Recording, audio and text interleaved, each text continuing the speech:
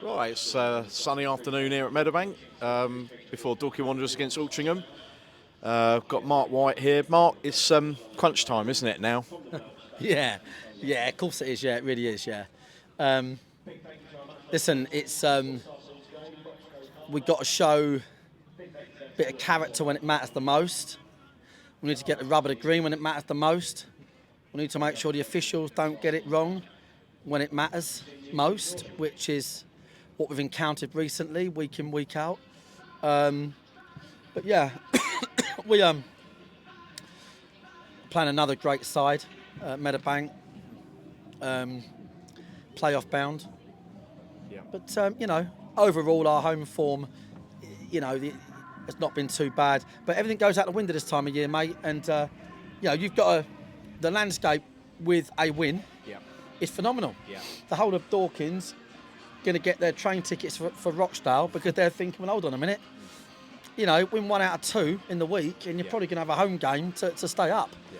That's the reality of the situation. 9 points from somewhere. And just to interrupt on that, Mark, that's kind of what you want, isn't it, really? You wouldn't mind being in that position going into that last game, would you, with something to still play for and get this place packed? 100%, yeah, sold out ground to stay in the league. Yeah. I mean, 100%. So, look, we're chasing points totals, but listen, we need to win today. If we don't win today, then at the end, we'll be talking about the fact that we need to literally create a miracle. Yeah. But it's still something that can happen. Yeah. 3 wins. Yeah. Is someone going to get relegated on 52 points? I doubt it. But you never know. But it is what it is, mate. The talking has to stop sometimes. Yeah. We obviously need to have a great day. We've got great players.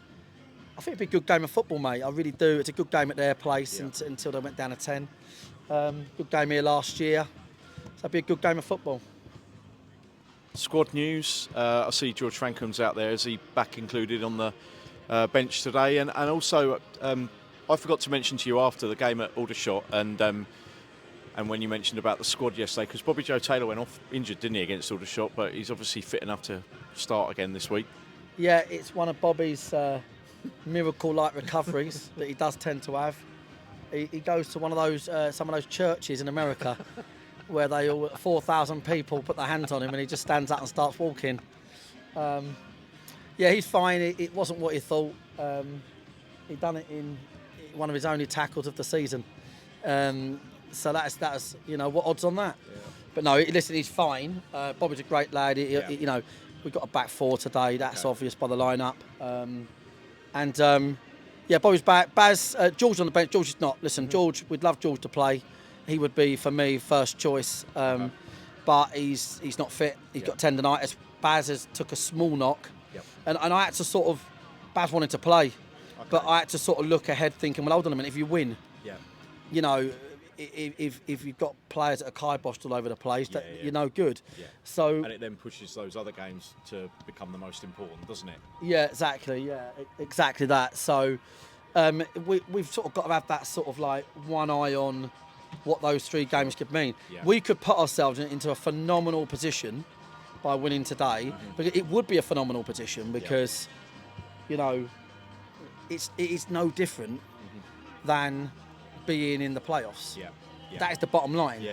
Because you're not chasing 8 wins from 10. No. You're not adrift. You're chasing a couple of wins. Yeah. Again, it's all talk, but it's all reality, and there is an element of rationale with just reminding each other that this win could mean a great big difference. So, but listen, we've got it all to do against a good side, but I'm pretty confident the boys will give a good account. Yeah, good.